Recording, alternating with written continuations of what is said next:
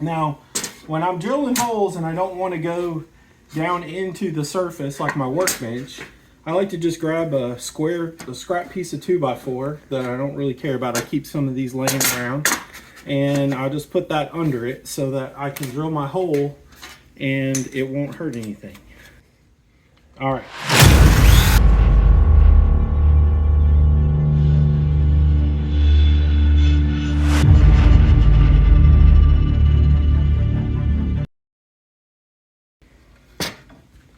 All right. So, as you can see, we have our 2 holes in there.